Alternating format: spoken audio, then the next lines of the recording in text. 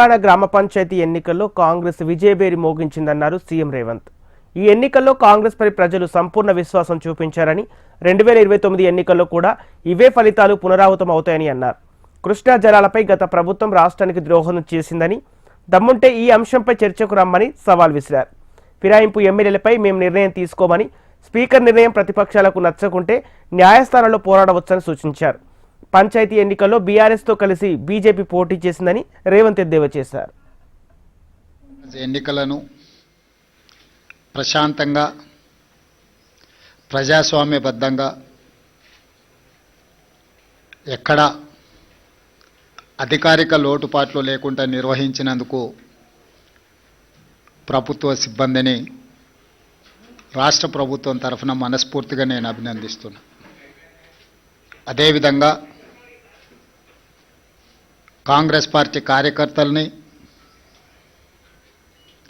తెలంగాణ ప్రజలను కష్టపడ్డందుకు కార్యకర్తల్ని, కాంగ్రెస్ పార్టీని ఆశీర్వదించినందుకు తెలంగాణ ప్రజలకు కాంగ్రెస్ పార్టీ పక్షాన వారికి కృతజ్ఞతలు తెలియజేస్తున్నాం. ఈ ఫలితాలు మా 2 సంవత్సరాల పరిపాలనకు ప్రజలిచ్చిన తీర్పు. 2023 డిసెంబర్ 7 నాడు మేము అధికారం చేపట్టిన తర్వాత కంటోన్మెంట్ శాసనసభ ఉప ఎన్నికలు జరిగినాయి. పోయిన నెల జూబ్లీ హిల్స్ శాసనసభ ఉప ఎన్నికలు జరిగినాయి. ఈ 2 ఉప ఎన్నికలలో కూడా కాంగ్రెస్ పార్టీని ప్రజలు ఆశీర్వాదించడం జరిగింది. ఈ ఫలితాలను చూసే అద్భుతం అనుకుంటారు. సంతోషం. ఈ అద్భుతం 2029లో కూడా జరుగుతుంది మీరు కోరుకున్నట్టే. 2/3 మెజారిటీతోనే 2029లో కాంగ్రెస్ తిరిగి అధికారంలోకి వస్తుంది. 1/3 మీరు ఉంటారు, 2/3 మేము ఉంటాము. ఈ తీర్పు 2029లో కూడా పునరావృతం కాబోతుంది. నేను సూటిగా వారితోని చర్చను ఆహ్వానిస్తున్నా. చంద్రశేఖరరావు గారు బీఆర్ఎస్ ఆఫీస్ కార్యాలయంలో చర్చించడం కాదు, వారు అడిగితే ఎప్పుడంటే అప్పుడు ప్రత్యేక సమావేశాలు ఏర్పాటు చేస్తా. కృష్ణా గోదావరి జలాల మీద చర్చ చేద్దాం. పూర్తి వివరాలను, వాస్తవాలను ప్రజలకు వివరిద్దాం. ఈరోజు ఉమ్మడి రాష్ట్రానికంటే కూడా తీరని ద్రోహం చేసింది బీఆర్ఎస్, చంద్రశేఖరరావు గారు. ఆధారాలతో సహా మొత్తం సభలో చర్చకు మేము పెట్టడానికి సిద్ధంగా ఉన్నాము. వారు సభకు వచ్చి చర్చించి నిజంగానే మా వైపు నుంచి ఏమైనా లోపం ఉంటే వారిని ప్రశ్నించమని నేను సవాల్ విసురుతున్నా. బురద జల్లుతాం, పారిపోతామంటే ప్రజలు అన్ని గమనిస్తున్నారు. ప్రజలు ఎవరు అమాయకులు లేరు.